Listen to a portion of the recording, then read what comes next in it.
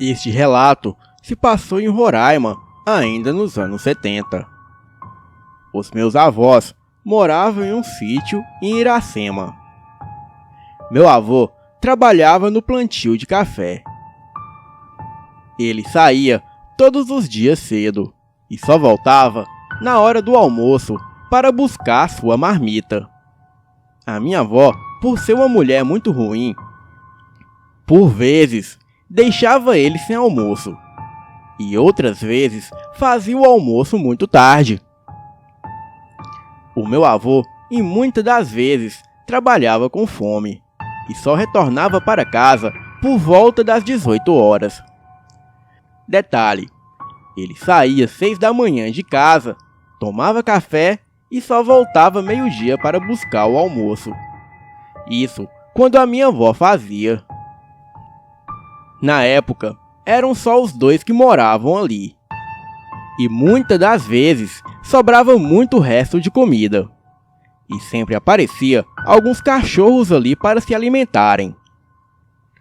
O meu avô sempre falava para sua esposa dar o resto da comida para os cachorros. Mas a véia era tão ruim que jogava tudo no lixo. O meu avô, já sabendo que ela jogava os restos de comida fora, ele mesmo colocava comida para os cachorros. E a véia sempre resmungando que a casa dela não era um canil. Então, para evitar problemas, o meu avô alimentava os cães fora do sítio. Certa vez, sobrou muita comida, pois na verdade, o meu avô pedia para fazer muita, justamente para ter o suficiente para alimentar os cães, pois ele era um homem muito amoroso com os animais. Então, naquela tarde, ele estava atrasado para voltar ao trabalho, e não daria tempo para ele colocar os restos para os cachorros. Ele disse para minha avó alimentar os cães, e não era para ela jogar nada fora, como ela fazia de costume. A minha avó disse que ele poderia ir sossegado, que ela colocaria os restos da comida para os cachorros. Mas foi só o meu avô virar as costas que ela começou a praguejar. Haviam 3 cachorros ali, e ela dizia que jogava comida fora, mas não dava.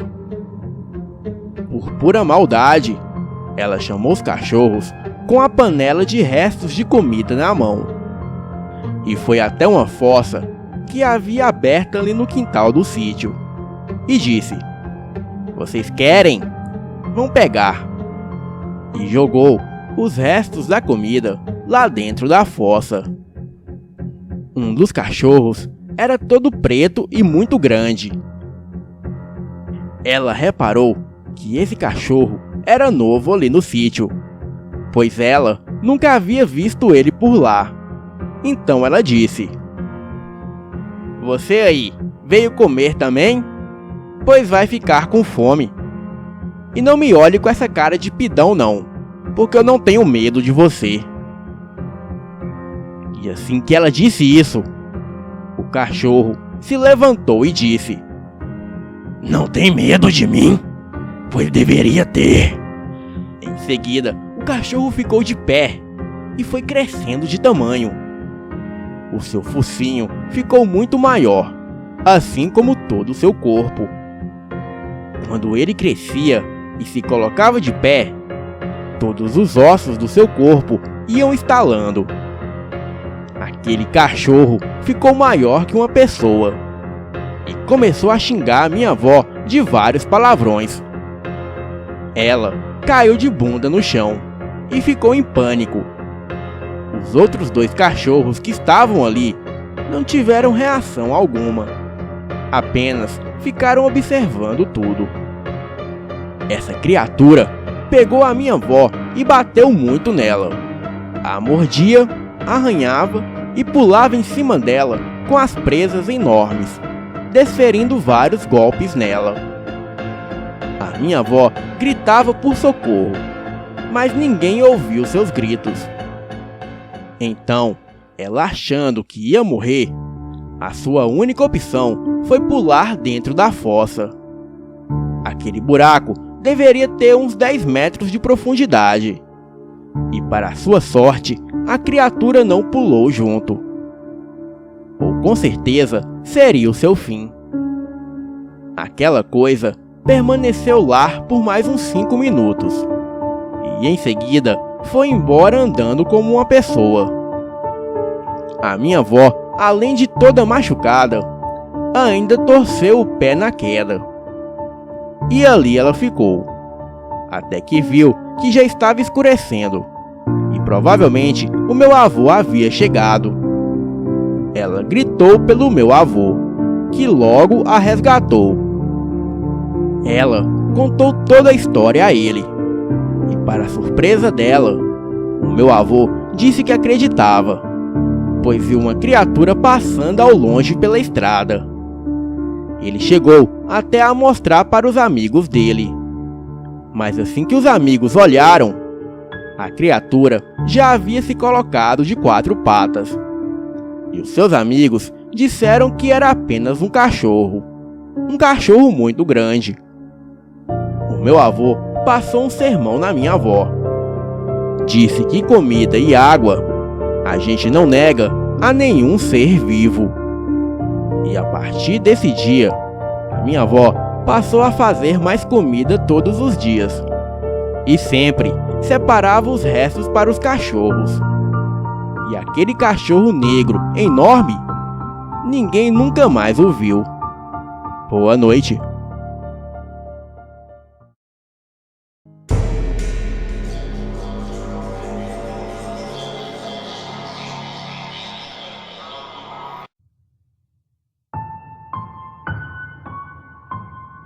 No Japão, é muito comum histórias sobre túneis assombrados. Durante muito tempo, passei ao lado de um túnel que dizem que se pode ver coisas nas paredes dele. Passava ao lado porque eu cruzava um outro túnel, e por muitas vezes ficava olhando para a escuridão daquele túnel para ver se via algo, mas nunca vi. Porém, a minha curiosidade é muito grande. E foi a curiosidade que levou alguns meninos brasileiros, amigos meus, a tentar ver o que o túnel escondia.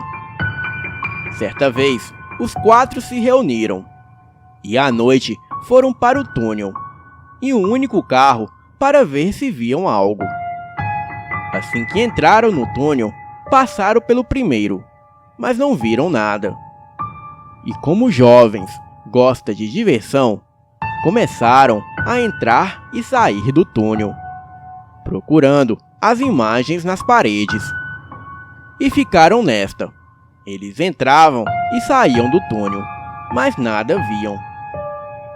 Até que numa dessas saídas, a polícia estava lá, esperando por eles. Mandaram parar o veículo e pediram os documentos. Carta de motorista. E também foram questionados com relação ao motivo pelo qual estavam indo e voltando do túnel. Na verdade, aquele túnel é deserto e ninguém entra nele nem durante o dia. Os amigos ficaram um pouco receosos, já que era a polícia que os questionavam.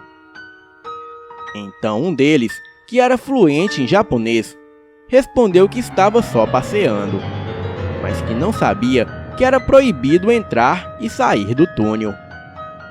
O policial explicou a eles que não era proibido entrar e sair do túnel, mas que era sim proibido carregar alguém no teto do carro, e ainda mais num túnel, onde o passageiro tem que andar dentro do carro e não agachado no teto.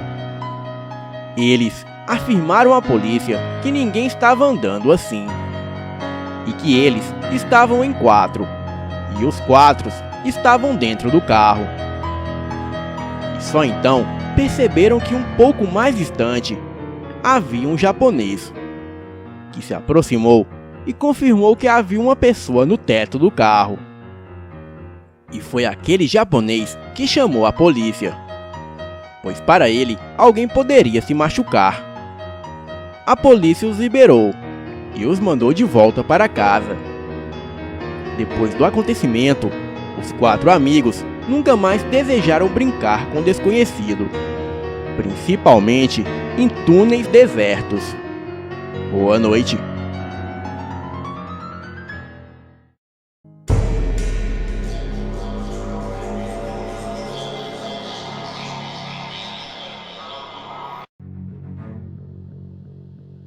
Eu tenho um amigo que na época trabalhava em uma funerária. E o meu relato é sobre um dos seus dias como agente funerário, sendo que o fato descrito a seguir aconteceu em novembro de 2003.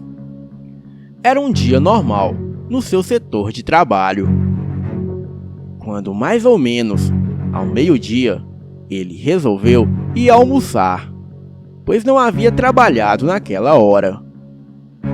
Quando ele estava almoçando, o telefone tocou, e era o dono da funerária dizendo que havia trabalho. Então ele saiu de casa e foi até a funerária para pegar a urna. Essa urna era uma das mais caras e bonitas que ele havia visto.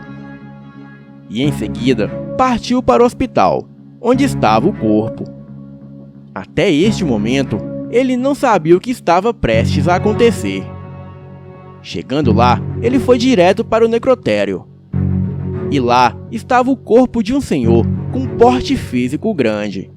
Estava vestido todo de branco. O meu amigo achou que fosse um médico, mas não era. Pegou aquele corpo e colocou na urna. A família ainda estava resolvendo onde seria o velório, pois não podia ser em qualquer lugar. Ele, ouvindo isso, não imaginava o que estava por trás de todos aqueles que estavam ali. Então, resolveram levar o corpo para uma roça, no bairro do Lambari, perto de Gonçalves, Minas Gerais. Chegando a tal roça, arrumou os parâmetros e os cartiçais de velas. Os familiares não queriam a imagem de Cristo presente. Então ele retirou a imagem. Momentos depois, já estavam velando o corpo. E logo em seguida, o seu celular tocou. Era para ele voltar para a cidade para pegar as coroas de flores. E isso já passava das 8 da noite. Bem, ele voltou para a cidade. Passou em casa, tomou banho, jantou e voltou para onde estava sendo velado o corpo. Chegando lá, já percebeu uma coisa estranha. Mas tudo bem. Saiu do carro, com as coroas de flores nas mãos. Quando chegou à porta da casa, viu que na sala estava uma estátua de um cão de 3 cabeças na cabeceira do caixão. E as pessoas que estavam em volta estavam encapuzadas e falavam coisas estranhas que ele não entendia nada. Ele ficou ali parado na porta. E quando de repente chegou uma moça linda, que ele não sabia dizer de onde veio. Ela o pegou pelo braço e o puxou dali. A moça pediu para ele deixar as coroas de flores ali mesmo no chão, pois ele não podia entrar na sala. E de repente, deu um estouro e surgiu uma risada muito sinistra e assustadora. Ao mesmo tempo que sentiu-se um cheiro forte que lhe embrulhava o estômago. A moça pegou pelo braço e então foi o levando para fora. A moça disse que ali, naquele momento, não era o lugar para ele estar, e que ele havia de sair dali antes que eles parassem com as cantorias estranhas. Então, ele foi saindo, e ela lhe acompanhando com uma das mãos nas costas dele, dizendo que era para ele ir embora dali com a sua religião. e o que estava ali era para permanecer ali. Ela dizia para ele não olhar para trás. E quando entrou no carro e foi olhar para a moça, ela já havia desaparecido. Depois de uns dias, ele ficou sabendo que aquelas pessoas faziam parte de uma seita satânica. Ele não sabe dizer o que fizeram com o corpo, pois havia sumido. E também não foi enterrado em lugar algum. E ele nunca mais viu ninguém da família. Mas aquele foi um serviço que ele nunca mais vai esquecer. Ele não desacredita que existem coisas ruins, mas procura ser ele mesmo e dá valor nas pequenas atitudes de todos. E agradece a Deus todos os dias por estar aqui, para poder contar para vocês essa história sinistra. Boa noite.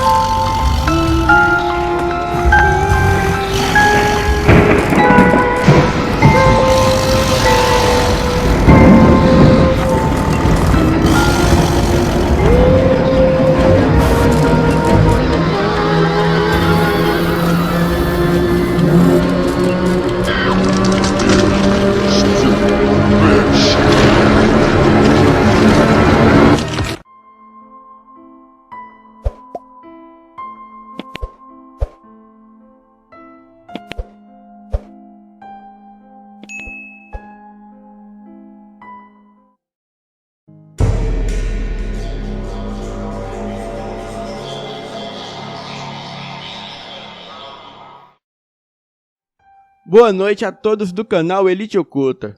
Eu me chamo Gabriel e conheci o canal faz um tempo. E a minha família e eu passamos o dia todo escutando os relatos sobre lobisomens.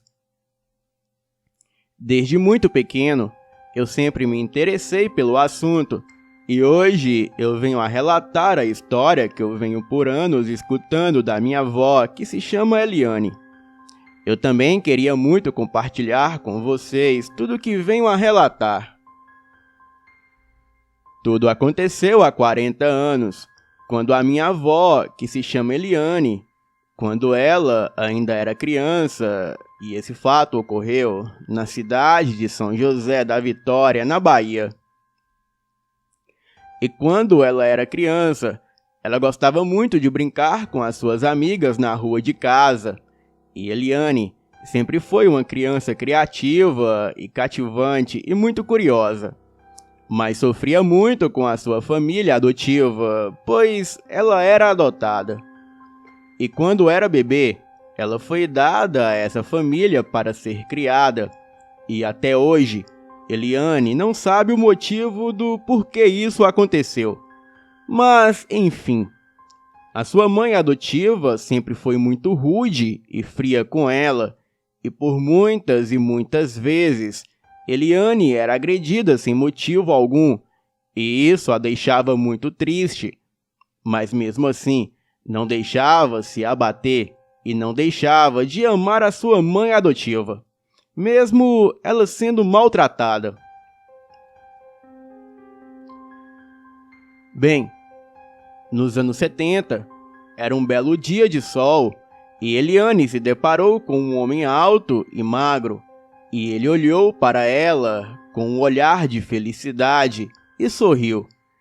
E ela, nesse mesmo instante, sorriu de volta, pois por dentro ela sentia um afeto muito grande por aquele homem, mas nada na maldade. Ele se chamava Dino, e na região era conhecido como Dino Soldado, por ter sido da polícia da cidade, mas a sua fama não era boa, pois ele foi expulso da corporação por mau comportamento, e ele era um homem muito violento e frio. E Eliane, mesmo sabendo da sua fama, não acreditava que aquele homem era capaz de tamanha crueldade. Até que um dia chegou na cidade um vendedor ambulante que passava nas ruas vendendo as suas mercadorias, remédios caseiros e naturais. E Eliane, de longe, ela viu Dino soldado indo na direção deste rapaz, e por não conhecer esse rapaz, o Dino, por pura maldade, tirou uma estaca de madeira bem afiada de uma cerca de arame farpado e começou a espetar no pobre homem que gritava muito de dor. Foi um verdadeiro filme de terror a céu aberto, em plena luz do dia. Eliane ficou sem reação neste momento, e depois do acontecido, o Dino falou para os moradores que jogassem o corpo do homem na porta da delegacia. Ele acreditava que o homem estava morto, e assim foi feito. Eliane foi até o rapaz e observou que ele, muito ferido, ainda respirava. O Dino ficou sumido por um bom tempo e depois retornou para a cidade como se nada tivesse acontecido. E por uns tempos ele não tinha aprontado nada. Até que um dia, os moradores observou que ele havia comprado um caixão com coroas de flores, velas e castiçais, e dentro da sua casa ele preparava um velório. Todos muito curiosos, não sabiam o que estava acontecendo, e ele preparou tudo, sentou na porta de sua casa e disse que esse velório era para sua esposa, e assim que ela colocasse os pés em casa, ele iria matá-la. A história circulou pela cidade, e sua esposa, sabendo disso, não mais voltou para casa. E o seu plano de matá-la fracassou, e ela sumiu com os seus filhos, o abandonando. A maldade dele não tinha limites, ele sumia e aparecia com muita frequência. Todos comentavam que ele sumia pelo fato de ser um matador de aluguel, e com certeza estava por ali fazendo seus trabalhos de execução. E certo dia, em uma certa ocasião, no bar da cidade, ele arrumou uma briga com outro homem, e esse homem o ameaçou de morte, e Dino disse ao homem: "Tome aqui uma arma e atire em mim, tenta a sorte, mas eu já te adianto que se eu não morrer, sou eu que vou te matar." O homem começou a atirar em Dino, e por incrível que pareça, nenhuma bala acertou ele. Dino sacou a sua arma e disse: "Eu te avisei que se você não conseguir me matar, era você que morreria." E em seguida começou a disparar contra um homem que caiu ali mesmo dentro do bar. E depois que esse homem morreu, ele foi enterrado no cemitério onde dava para o quintal da casa de Eliane. Eliane, pela janela, avistou Dino na sepultura rezando pelo homem que ele mesmo matou. E ela ficou chocada com isso. E em um outro dia, Dino voltou com a sua picape suja de sangue e foi diretamente para o rio ali perto para lavar o seu carro.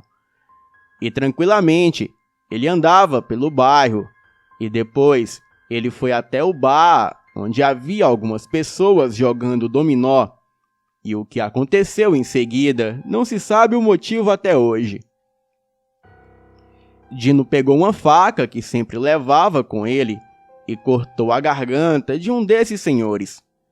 O homem sangrou até a morte dentro do bar, e o filho desse senhor que acabara de morrer ainda era uma criança.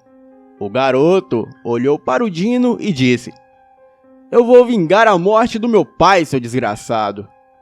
E Dino começou a dar gargalhadas, desacreditando do pobre garoto, pois todos ali sabiam que Dino tinha corpo fechado, pois ele praticava as rezas do livro negro de São Cipriano, e é muito provável que ele teria feito um pacto com o diabo, para que arma nenhuma conseguisse feri-lo. Certo dia, Eliane fugiu para dentro do cemitério e passou lá 3 dias e 3 noites sem comer nada. Ela estava com medo da surra que a sua mãe queria lhe dar, devido a ela ter quebrado um prato sem querer. E assim, ela se escondeu dentro de uma cova que estava aberta para a sua mãe não encontrá-la. E foi assim por esses 3 dias, até que ela foi encontrada. E a história da menina desaparecida que foi encontrada no cemitério percorreu toda a cidade. E não demorou muito para Eliane ver Dino soldado saindo de sua casa. E em seguida, ela logo chegou até a sua mãe, e a mesma estava muito assustada. Eliane foi logo perguntando por que Dino estava na sua casa, e a mãe, muito assustada, respondeu: minha filha, ele veio conversar algo comigo. Eliane não sabia do que se tratava, mas com certeza era por causa dos boatos que Eliane apanhava muito de sua mãe. Mas o que Eliane não sabia era que Dino era o seu primo de sangue. Ele também havia ameaçado a mãe da Eliane que se ela voltasse a bater novamente na filha, seria ela que iria morrer. Bem, a sua mãe já sabia e a revelou esse fato naquele momento. A sua mãe também a perguntou se ela gostaria de morar com o seu primo. E Eliane, mesmo gostando dele, respondeu que não, que aquela era a sua família e ali que ela permaneceria. Eliane foi atrás de Dino e o chamou pelo nome. Ele olhou para trás e respondeu: Oi, Eliane. Ela, acanhada, perguntou a ele se ele era o seu parente e ele respondeu que sim. E ela perguntou se ele sabia onde estava sua mãe. Dino, com os olhos cheios de lágrimas, respondeu que não sabia onde estava a mãe dela. E ela, frustrada, voltou para casa e depois disso se passaram anos. E o comentário da ameaça do garoto a Dino ainda bailava no ar. Esse menino se tornou um belo rapaz. Ele foi até uma mãe de santo com uma arma e pediu que ela fizesse um trabalho e que aquela arma conseguisse acabar com Dino. E assim, a mãe de santo fez. E naquele dia, Dino estava no mesmo bar, aonde há anos atrás ele matou o pai do garoto. E sem hesitar, o garoto chegou e já foi atirando contra Dino, o acertando 2 tiros certeiros. E mesmo ferido, o Dino conseguiu fugir, atravessou o rio e foi em direção a uma mata. O rapaz que atirou em Dino o perseguiu e viu ele correr para a mata. Ele dizia para todos que Dino havia morrido. Bem, as pessoas não acreditavam e dizia que ele apenas fugiu como ele sempre fazia. Então, o garoto falava que podiam ter certeza que de hoje Dino não passava. E o garoto já considerava Dino um homem morto. Pela manhã, o Dino foi encontrado morto nas terras do sítio, perto da mata. Ele estava de bruços e foi uma festança em toda a cidade. E nesse dia, até fogos de artifícios foram soltados para a comemoração da morte do soldado Dino. Eliane, mesmo sabendo que Dino era uma pessoa ruim, ela chorou a sua morte, pois a imagem do primeiro dia que ela viu Dino ficava em sua mente e aquele sorriso que os dois trocaram foi marcante para ela. Bem, o tempo foi passando e o mato do cemitério já estava alto, e Eliane via toda aquela movimentação do cemitério pela janela da sua casa, que praticamente fazia parte do cemitério. E foi quando chegaram algumas pessoas para fazer a limpeza do cemitério, e ela ouviu quando alguém disse que tinha um túmulo se rachando. Os mais velhos acreditavam que quando a sepultura se racha, é porque o morto não está descansando em paz. E foi assim por um bom tempo, e todos reparavam nessa sepultura. E foi quando o coveiro do cemitério disse: "Essa sepultura é de Dino Soldado." Eliane, em uma certa noite, acordou novamente com passos do lado de fora de sua casa, e muito curiosa, ela foi até a janela observar o que estava acontecendo. E foi quando ela viu alguns padres rezando e jogando água benta no túmulo do seu primo Dino. Ela não entendia o que estava acontecendo, e não demorou muito para que boatos de pessoas que estavam no cemitério começassem a percorrer pela cidade, de que a cova de Dino Soldado saíam gritos, urros e uivos. E em uma outra noite, Eliane escutou novamente a movimentação estranha, e logo ela percebeu os mesmos padres orando no túmulo de Dino. E foi quando um dos padres gritou: "Vocês estão olhando? Eu sei que estão olhando. Tranquem as suas portas e janelas e não saiam de suas casas por nada." Eliane percebeu que ali com os padres havia uma espécie de jaula, e ela, muito assustada, fechou a janela do seu quarto que dava de vista para o cemitério, e não demorou muito para que ela começasse a escutar vários urros de uma fera que aparentava ser muito grande devido aos barulhos que aquilo fazia.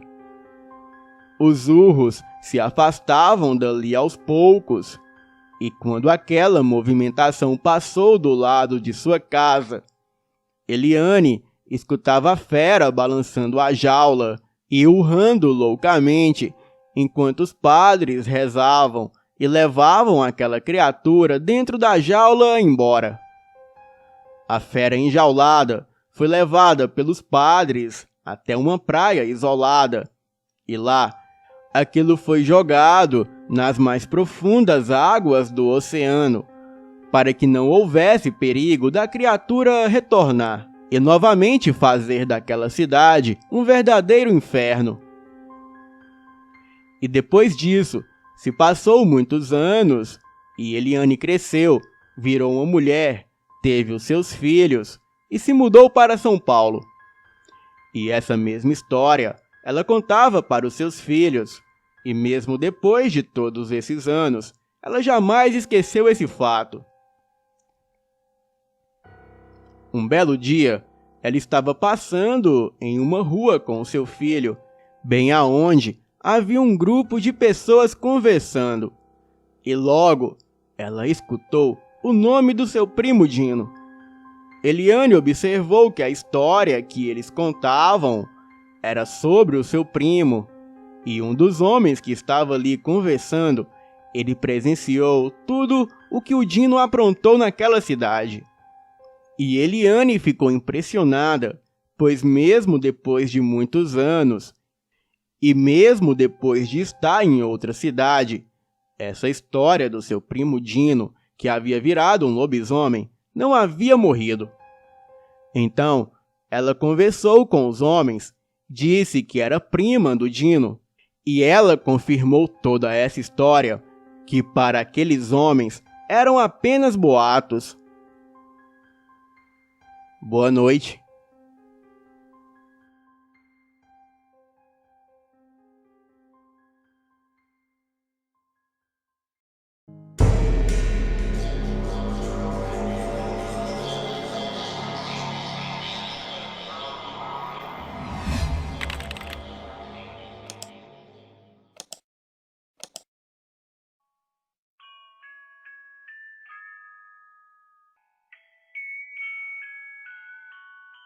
Essa história que vou contar aconteceu quando eu ainda era adolescente e morava em Serra Talhada, no sertão pernambucano.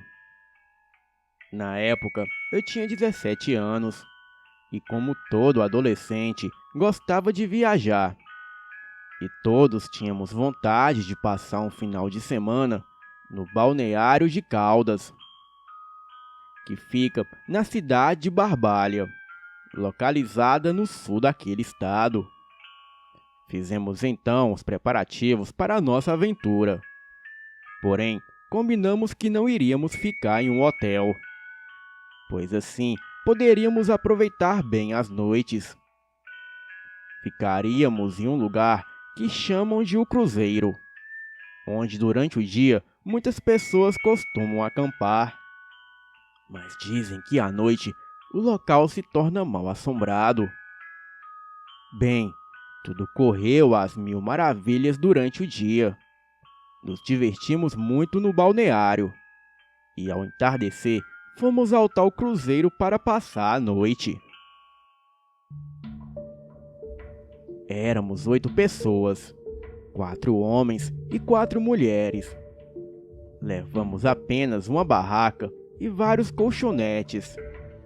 Fizemos uma fogueira e ficamos conversando besteira. A vista de lá era muito linda. O céu estava limpo e a lua cheia clareava bastante. Até então havia ocorrido tudo bem. Porém, o resto de nossa noite iria se transformar num pesadelo dos mais horríveis. Mais tarde da noite, começamos a ouvir um barulho que vinha da mata próximo onde estávamos. Pensamos em algum animal, mas com a fogueira acesa, ele não se aproximaria. Mas logo começamos a ouvir sussurros vindo da mata. E esse sussurro, somado com o assobio do vento daquela noite, deixava o ambiente ainda mais sinistro e carregado. Tentamos ficar calmos para não assustar as meninas. Porém, estávamos temerosos, pois nenhum de nós tinha trazido nenhuma espécie de arma. Foi quando a minha namorada deu um grito e todos se levantaram assustados. Ela disse ter visto uma silhueta passando na mata. Bem, não tinha mais como manter a calma. Estávamos realmente apavorados. Para voltar ao vilarejo onde ficava o balneário, tínhamos que atravessar a mata. Então resolvemos que só voltaria quando amanhecesse. E neste momento, começamos a ver vultos aparecerem da mata, um depois do outro, até formar um total de 10 vultos. Apontavam para nós e cochichavam palavras incompreensíveis. Chamavam nossos nomes e davam gargalhadas. De repente, se viraram e voltaram para a mata. Porém, aleatoriamente continuavam chamando os nossos nomes de dentro da mata. Pedimos para as meninas ficarem dentro da barraca, enquanto decidíamos o que fazer. Resolvemos que 2 de nós ficariam, e 2 iriam ver o que estava acontecendo. Foi um erro.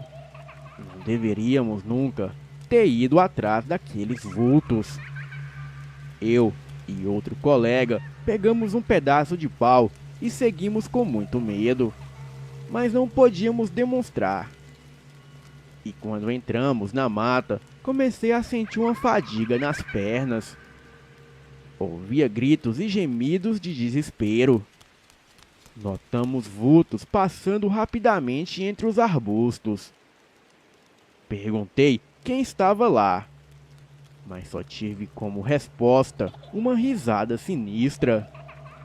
De repente, vozes vindo de todas as direções nos deixaram confusos, junto com várias risadas de criança.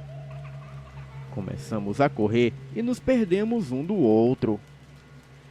Maior foi a minha surpresa quando uma criança de mais ou menos uns 10 anos apareceu em minha frente e disse: "Por favor, nos ajude."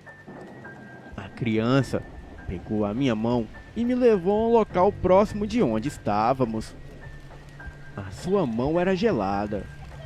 E lá chegando, vi um caminhão virado e vários corpos no chão.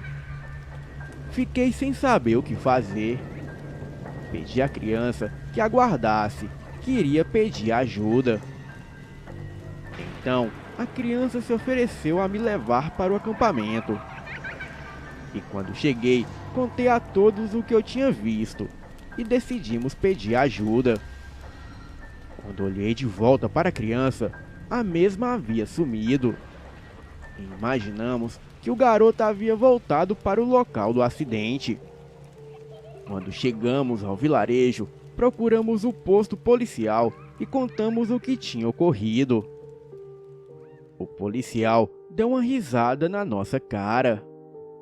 Não entendemos nada na hora, mas ele contou que há 10 anos atrás, um caminhão carregando 10 adultos e uma criança havia virado na estrada e ninguém sobreviveu. Desde então, muitas pessoas têm visto coisas sobrenaturais no lugar. No outro dia, resolvemos ir até o local do acidente. E lá encontramos 11 cruzes e muitos restos de vela que foram acesas em memória daquelas infelizes almas. Com certeza fomos então visitados pelas almas das vítimas daquele trágico acidente. Não é preciso dizer que eu fiquei pálido e com os cabelos em pé. No mesmo momento, fomos embora daquele lugar.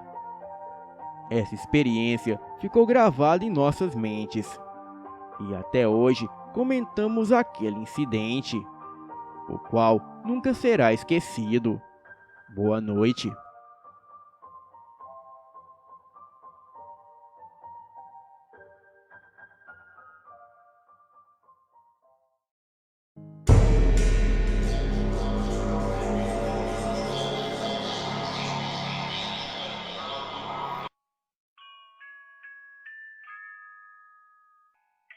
Boa noite, sou de Cuiabá, Mato Grosso, e tenho 19 anos. Tudo começou num certo dia, quando uma irmã da igreja veio falar com a minha mãe depois do culto. Na época, eu tinha 12 anos de idade. Essa irmã disse para a minha mãe que teve uma revelação, e que nesta revelação havia um espírito de bruxa na minha casa. Poucos dias depois, estava fazendo muito calor. E como só no quarto dos meus pais tinha ar-condicionado, eu e meu irmão acabamos indo dormir lá. E nesta noite, eu comecei a ter terríveis pesadelos com uma bruxa. No sonho, ela abria a porta do quarto da minha mãe e falava que ia explodir tudo. E ficava arrastando as unhas na parede, com aquele som infernal e agoniante. Logo após, ela entrou no banheiro, fechou a porta e explodiu. Então, eu acordei suado. E muito assustado, imediatamente acordei os meus pais. Eu estava chorando muito e contei o que havia sonhado. Os meus pais oraram e o restante da noite eu dormi normal. Porém, o pesadelo não havia acabado. Passei cerca de 3 dias tendo pesadelos com essa bruxa e dormindo muito mal. E para piorar mais a situação, comecei a vê-la pessoalmente, ou seja, acordado na minha frente. Eu a via correndo pela casa, arrastando as unhas nas paredes, exatamente como no sonho. Era tão atordoante que a minha mãe teve que faltar no serviço para ficar comigo em casa. A bruxa era horripilante, com baixa estatura, cerca de 1,5 m. Era exatamente como descrevem em filmes, com narigão, queixo grande e pontudo como uma verruga, e tinha os cabelos todos desgrenhados, como se tivesse levado um choque. E apenas eu era o único que via esta bruxa. E como a minha mãe tinha faltado do serviço, ela pediu que eu tocasse um pouco de clarinete para ela ouvir, pois faço parte da orquestra da minha igreja desde os meus 8 anos de idade. A minha mãe então se sentou e eu comecei a tocar. Neste mesmo momento, o chuveiro do quintal da minha casa abriu sozinho. Ou seja, começou a sair água sem ninguém tê-lo ligado. Eu e minha mãe fomos lá no fundo da casa verificar. E então eu deixei o instrumento na sala. E nisso, o chuveiro fechou sozinho. Porém, o chão estava todo molhado, como se o chuveiro realmente tivesse sido ligado por alguém. E enquanto nós estávamos no fundo, o instrumento que eu havia deixado na sala começou a tocar sozinho. Porém, não tocava uma melodia, mas era como se alguém tivesse o assoprando mesmo, sem nenhuma nota. E isso durou uns 4 segundos. Tempo suficiente para perceber que não era coisa da nossa cabeça. E logo após isso, a minha mãe orou comigo. E a partir daí, eu nunca mais vi e nem sonhei com essa bruxa. E até hoje eu agradeço a minha mãe por estar comigo quando tudo isso aconteceu, porque ninguém acreditaria em mim. Mas como ela viu e ouviu, ela própria confirma. Hoje tem cerca de 6 a 8 anos que eu a não vejo, mas isso me deixou muito traumatizado. E por isso que eu não gosto nem de ouvir falar de filmes de terror, que eu tenho medo. Boa noite.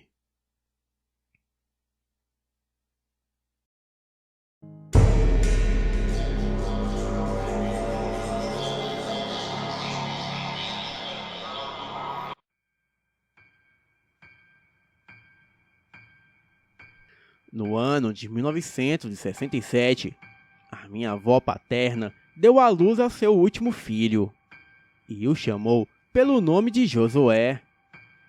Segundo ela, a criança era um bebê muito bonito e saudável.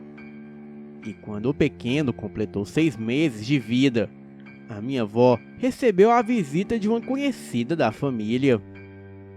Então, ela convidou a mulher para entrar na humilde casa de ripas, muito comum no interior do Mato Grosso, local onde a minha avó vive até os dias de hoje. O pequeno Josué estava deitado em uma rede, dormindo. A mulher imediatamente fitou os olhos no garoto. A minha avó diz que ela sorriu e, virando-se para ela, disse: "Que lindo menino! Posso segurá-lo?" A minha avó era muito ciumenta com seus pequenos, mas concordou que a mulher o segurasse em seus braços. Então, a mulher segurou Josué e disse: "Olha, se não quiser-lo criar, pode dá-lo para mim." "Claro que quero criar o meu filho!" retrucou a minha avó, tirando o pequeno dos braços daquela mulher. A mulher, com uma cara de fúria, se retirou e a minha avó devolveu o garoto à rede no qual ele dormia antes. Conta a minha avó que naquela mesma noite, enquanto dormia com o menino apoiado em seu seio, ao abrir os olhos, viu na beira da sua cama uma mulher toda vestida de vermelho, com um véu também vermelho e transparente, cobrindo a sua face já envelhecida. E tinha longos e lisos cabelos brancos. A minha avó, sentindo muitos arrepios e medo ao olhar para aquela mulher, que logo estendeu os braços como se quisesse segurar a criança, E a minha avó percebeu que as suas mãos eram tão brancas e magras que se podiam ver os ossos. Rapidamente, a minha avó abraçou o menino e acordou meu avô. Quando ela retornou a olhar para a beira da cama, a mulher havia desaparecido. No dia seguinte, ao acordar, a minha avó percebeu que o bebê rejeitava o seu seio e não queria mamar. Então ela, muito preocupada, levou a criança até o farmacêutico, pois naquela época era muito comum as pessoas se tratarem com o farmacêutico, até porque era de difícil acesso médico em uma zona rural. Bem, o farmacêutico nada pôde diagnosticar. Então, o menino foi se arruinando até que 3 dias depois ele acabou falecendo. Antes da visita da mulher, Josué era uma criança saudável. E depois da visita e da visão da velha de véu, a criança definhou. E a minha avó acredita que a morte da criança está ligada com aquela velha, que na verdade era conhecida por muitos por praticar magia negra na região. Boa noite.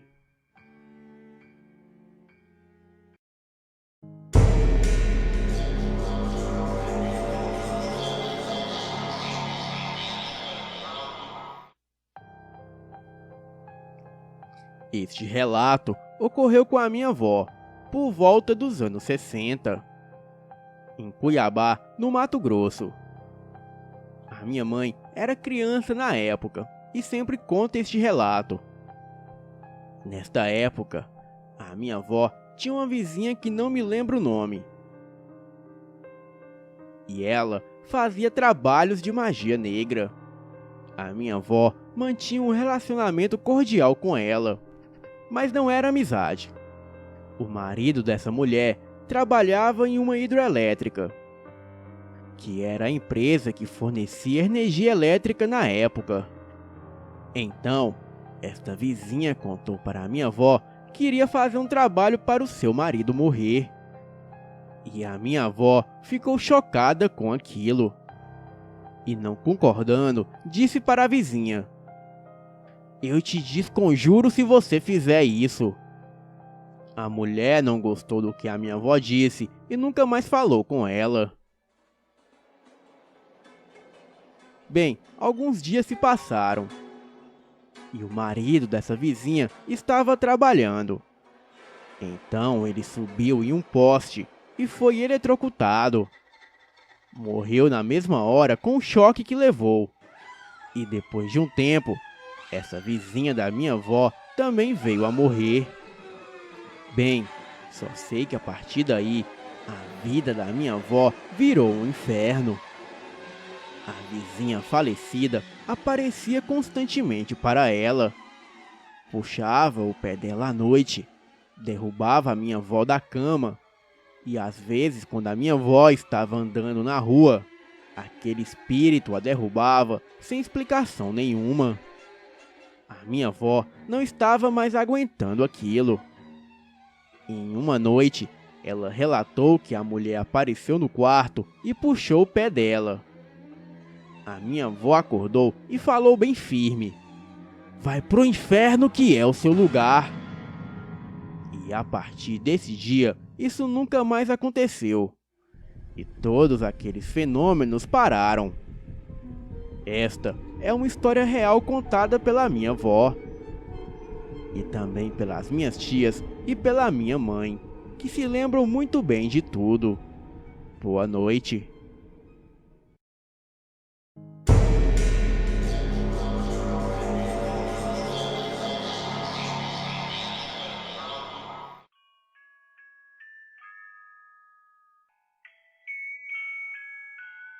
O que vou relatar aqui é realmente um fato que eu presenciei. Em 2004, quando eu tinha 14 anos, assim como hoje, tinha muita dificuldade em dormir à noite.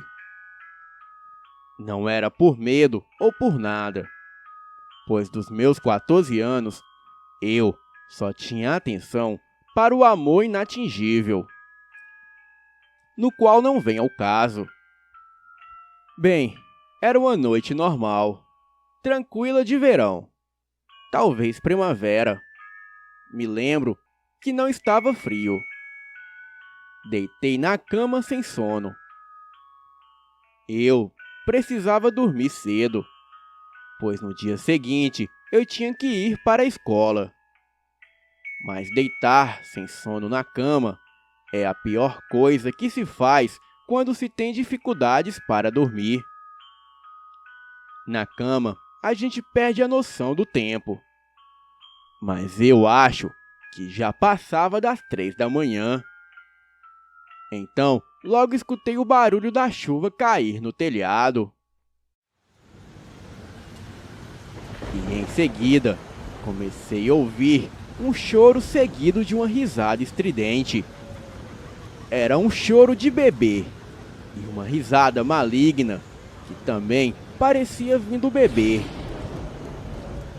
Aquela risada não vinha da casa de nenhum dos meus vizinhos, pois dava para se ouvir nitidamente aquilo vindo da rua. A risada e o choro não parecia vir de dentro de nenhuma casa. Você percebe quando o som vem de algum lugar fechado por 4 paredes. E aquele som vinha da rua de trás,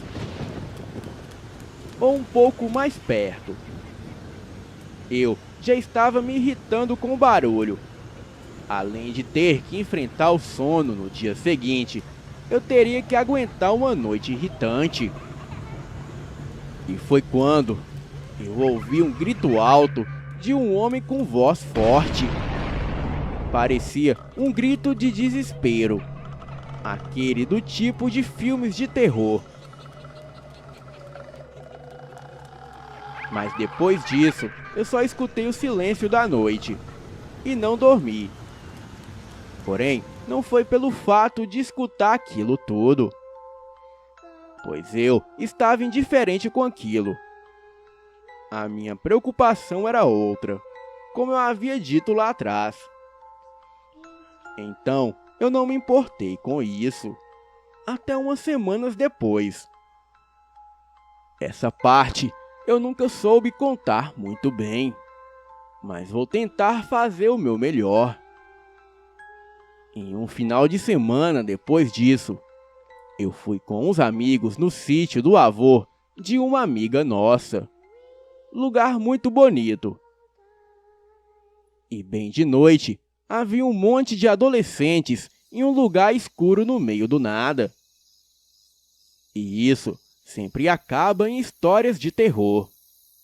Mas ninguém conhecia nenhuma história boa. Então decidimos pedir para o avô da nossa amiga contar.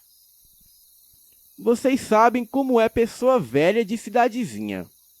Sempre tem alguma coisa assustadora para contar. E eu me lembro das palavras dele. E o velho disse: eu não conheço nenhuma história de terror. Desculpem, mas vou contar uma coisa que um conhecido meu me contou há muito tempo atrás. Não é bem uma história de terror. É mais sobre superstições dos tempos mais antigos. Na época em que as pessoas carregavam amuletos da sorte e de proteção.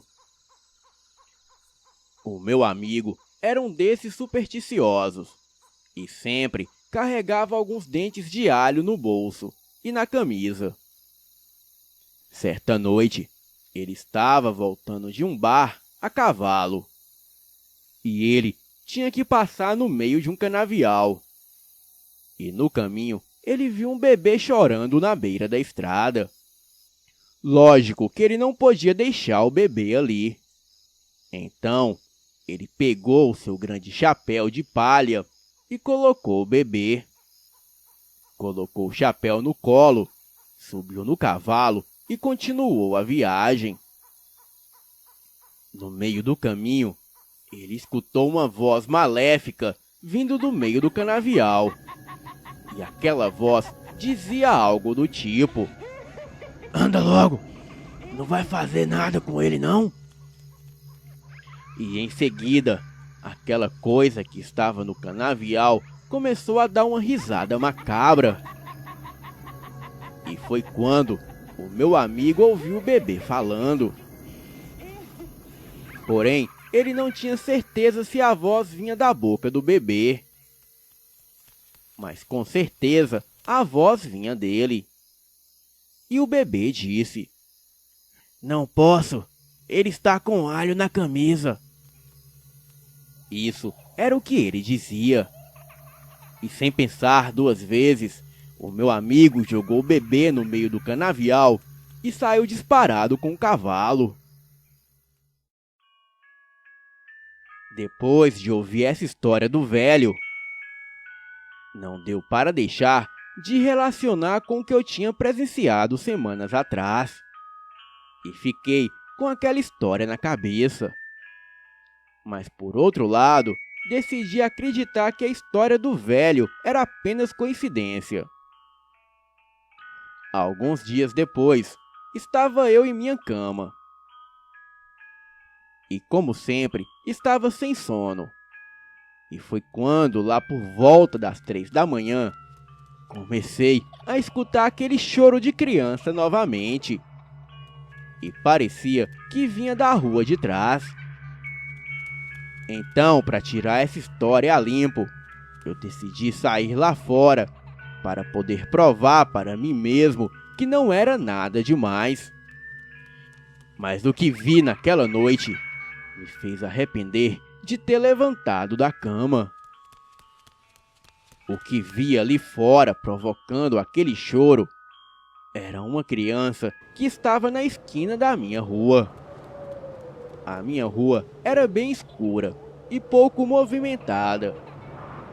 E naquela hora da noite, com certeza não haveria ninguém passando por ali.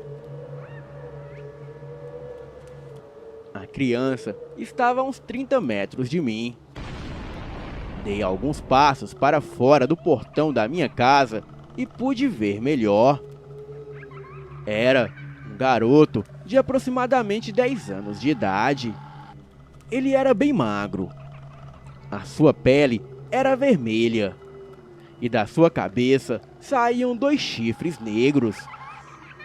E ele possuía um rabo comprido. E assim, eu pude ver que aquela coisa não era deste mundo. A criatura olhou diretamente para mim. E neste momento, eu percebi que aquele ser maléfico não tinha olhos. E no lugar dos seus olhos, haviam 2 buracos negros. A coisa abriu a boca, mostrando as suas enormes presas afiadas. Em seguida, apontou o dedo indicador na minha direção e deu aquela risada macabra. A mesma risada que escutei semanas atrás. As minhas pernas ficaram bambas e a criatura fez menção de vir em minha direção. Eu caí de costas. Me levantei rapidamente e corri para dentro. Entrei em casa tão afobado que nem me lembrava se havia trancado o portão no cadeado. Uns 10 minutos depois que o susto passou, peguei o meu celular e liguei para a polícia. Disse que havia uma criança chorando na esquina da minha casa, àquela hora da noite. A atendente me encheu de perguntas e pediu até que eu fosse lá e ficasse com a criança até a polícia chegar. Eu disse a ela que não e desliguei em seguida.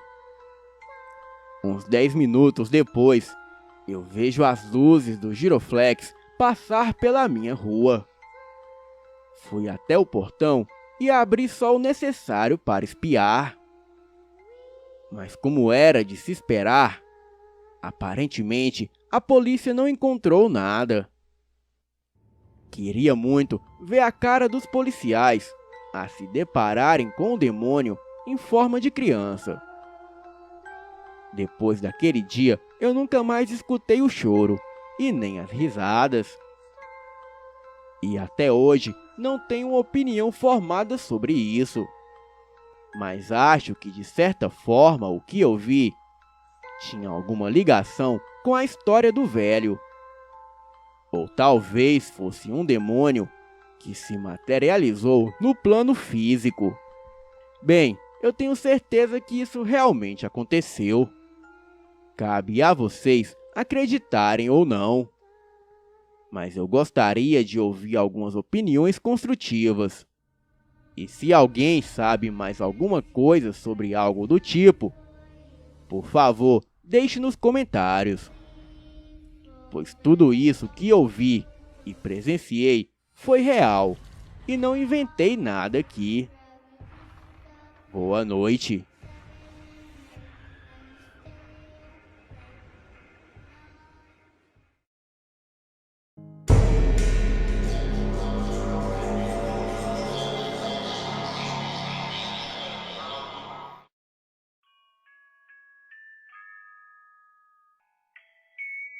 Isso aconteceu há mais ou menos 7 ou 8 anos atrás. Eu estava com 8 anos de idade e o meu irmão com 11. O meu irmão se chama Caio e o amigo dele se chama Pedro.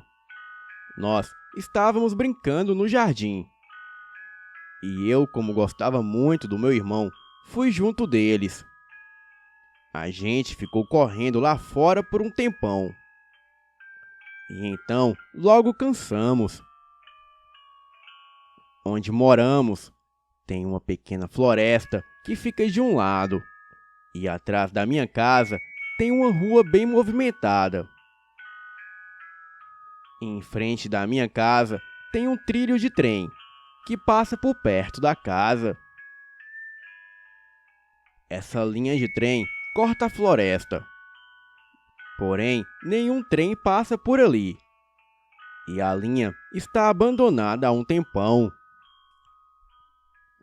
Nós estávamos entediados e decidimos acabar entrando na mata.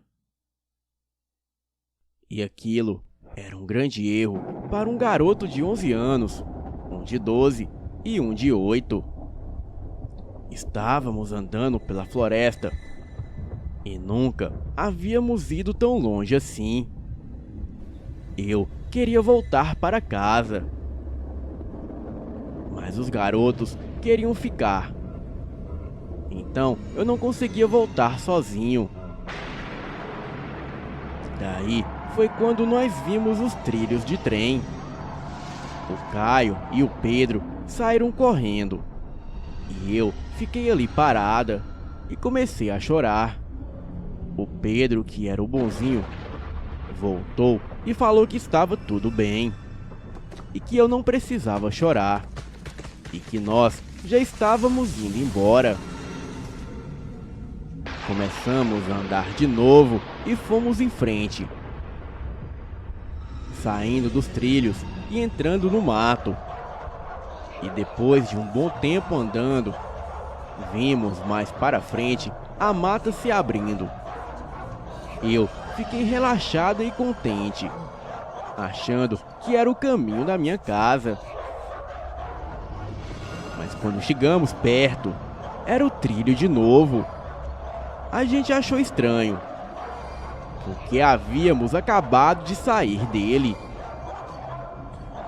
Mas como a gente fez algumas curvas, simplesmente achamos que tínhamos feito um círculo. Então viramos para trás e começamos a andar de novo. Depois de mais um tempo andando, chegamos a um barranco que não tínhamos visto antes. O meu irmão Caio falou que sabia onde estávamos, pois ele já havia ido lá subir aquele barranco. E daí continuamos em frente. Mas alguns minutos depois, acabamos acabamos voltando para outro ponto dos trilhos.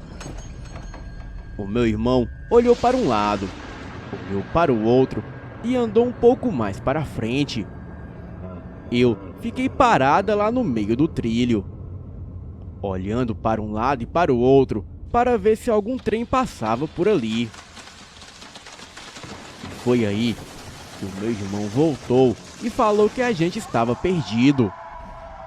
Eu comecei a chorar de novo, mas o Caio simplesmente agarrou a minha mão e me arrastou para continuarmos andando, como se estivesse tudo bem. Ficamos andando por volta de mais 1 hora, seguindo aquele trilho. E foi aí que comecei a ouvir uma música tocando.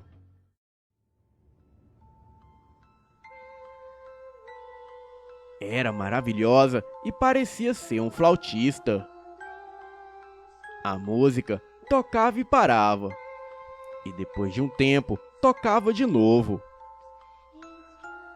Então começamos a seguir a música. Nós estávamos andando pelos trilhos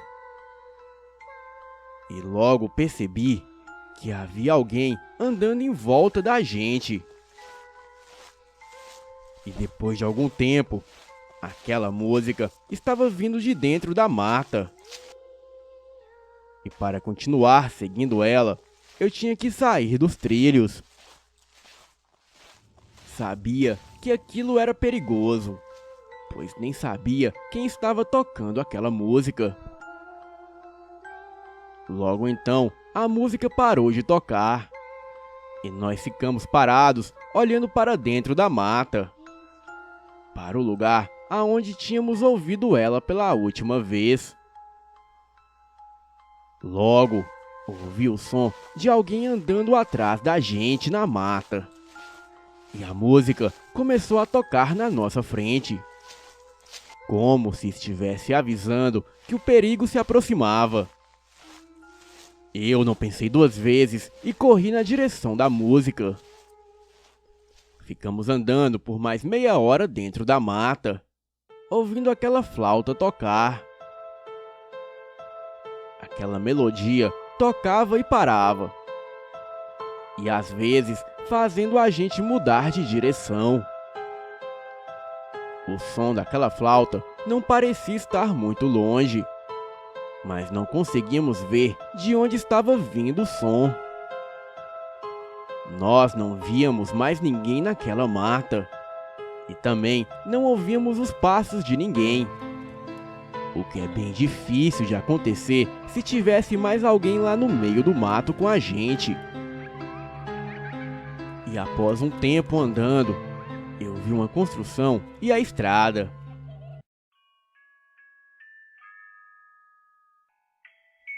E nós saímos correndo para lá. Era um centrinho de compras aqui da cidade, onde tem uma padaria, umas lojinhas e alguns restaurantes. O centrinho ficava a alguns quarteirões da minha casa. E na frente da padaria estava a minha mãe chorando, e o meu pai abraçado a ela, conversando com um policial. Assim que eu vi eles, eu saí correndo na direção deles. A minha mãe me abraçou e me pegou no colo. E em seguida, deu uma bronca no Caio, por não ter avisado ela que iria sair. E este foi o fim do meu pesadelo.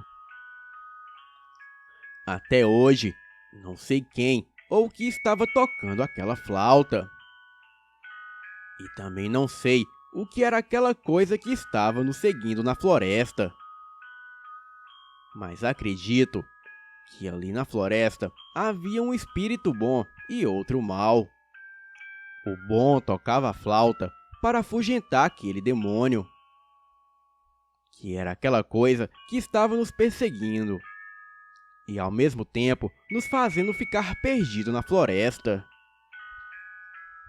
Eu já voltei lá algumas vezes depois do que aconteceu, porém nunca mais cheguei a ouvir o som daquela flauta. E também não me perdi de novo. Mas uma coisa que eu acho estranho é que não entendo como nos perdemos. Pois o caminho da minha casa até os trilhos é muito simples. Mas acredito que alguma coisa de ruim que estava ali na mata queria que nos perdêssemos. E talvez fosse até mesmo um espírito da mata. Bem, este é o meu relato. Boa noite.